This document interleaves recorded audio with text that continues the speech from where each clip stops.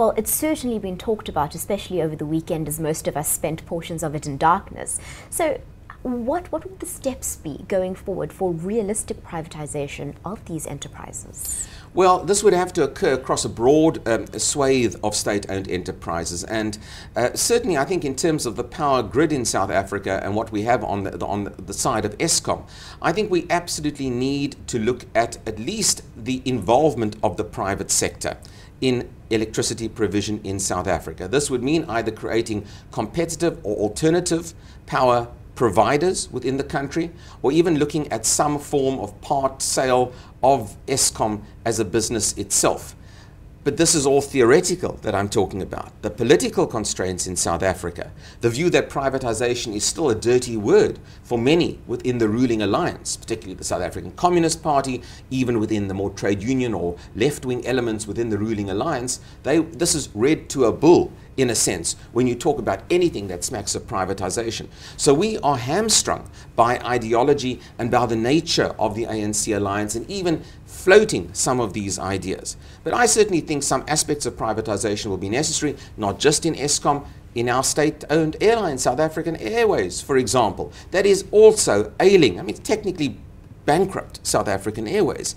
Clearly there, we also need some sort of equity sale of a part or parcel of that airline to a reliable foreign partner. But again, we are going to be hamstrung by the political constraints. And I think this is the core issue that will assist, or at least will continue to retard, our state-owned enterprises. This year, 2015, is a critical year for all of these state-owned enterprises. They cannot continue to function or malfunction under complete they will grind to a halt. We need some sort of injection of skill and private sector skill, and it can be done in such a way that the state still retains a majority sharehold and stake in these state-owned enterprises, but clearly something has to give, and the overall state control of these entities has to give over the course of the next number of years. Now, what you're saying is absolutely fascinating, considering that this was an election year, and so much of the rhetoric, if we think of the EFF and the 1 million votes they got in those very short months, was nationalization of everything, the mines included. So South Africans are not really on board with the privatization idea by and large. I don't think they are. I agree with you 100%. South Africans have been fed a diet of anti-privatization rhetoric over the course of the last 20 years. Yes, the EFF haven't helped that particular issue, but certainly even in terms of the ruling ANC, who still got 62% of the vote in the last election. The ANC received a solid mandate of 62% to implement the National Development Plan, to look at more innovative funding options for state-owned enterprises, which the National Development Plan also allows for within its policy document.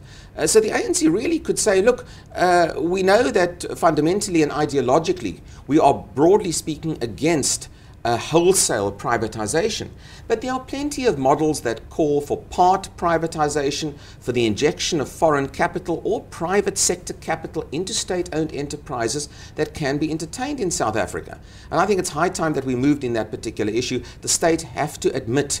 It's a little bit like an alcoholic who needs to admit their problem before they can go further. The state will need to admit that they simply cannot be the effective and efficient deliverers of all these very complex services to South Africans. And the only way to get around that is to inject private sector capital and equity interest into these bodies. And to South Africans who are sitting and looking at Eskom, SAA and even SABC, we realize the real shortfalls. It's hopefully only a matter of time before the ruling party realizes it too.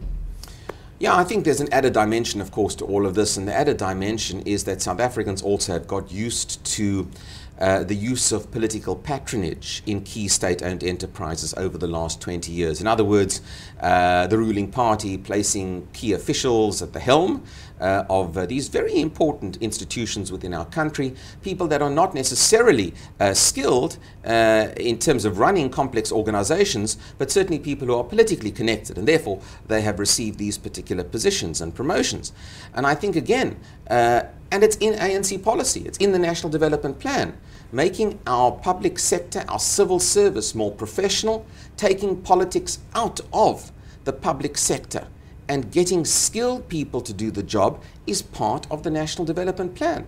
So it's not as though South Africa or even the ANC are unaware of the shortfalls. In fact, government has said only in the last week that they are well aware of delivery shortfalls in South Africa and the causes behind that.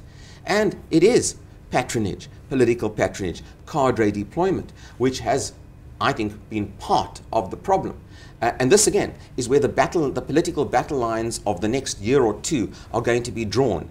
Can the ruling party, can they remove political appointees and replace them with skilled individuals without losing their own political control in the process? If we are to implement a more professional civil service, the ruling party will have to take further political risk on that particular issue. And I think that can create and destabilize, to a degree, the ANC going forward, but we're getting again to a position where the ruling party will have to say, we've got to take some political risk in order to kickstart South Africa.